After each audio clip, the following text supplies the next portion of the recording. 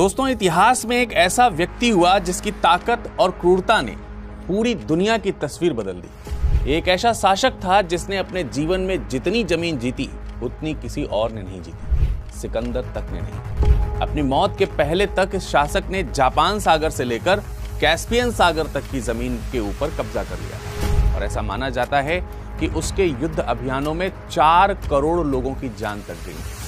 इसकी गाथाएं तो ये तक कहती हैं कि ख्वारिज्म साम्राज्य के खिलाफ युद्ध में तो विरोधी साम्राज्य की 3/4 आबादी ही मिटा दी गई थी।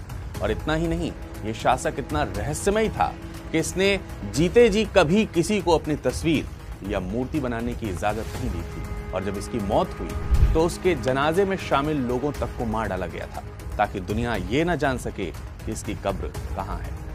कहा तो यह भी जाता है कि अगर उसकी कब्र मिल गई तो वही दिन दुनिया का आखिरी दिन होगा।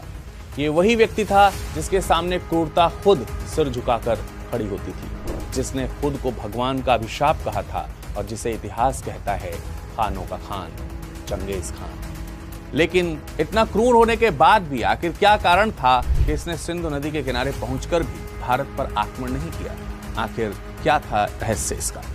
आपको बता दें कि चंगेज खान के शुरुआती जीवन के बारे में हमें ज्यादातर जानकारी मुगलों के गुप्त इतिहास से मिलती है। ये मंगोल साहित्य और इतिहास का सबसे पुराना दस्तावेज है जिसे इसकी मौत के बाद लिखा गया था। तो चलिए करते हैं शुरुआत।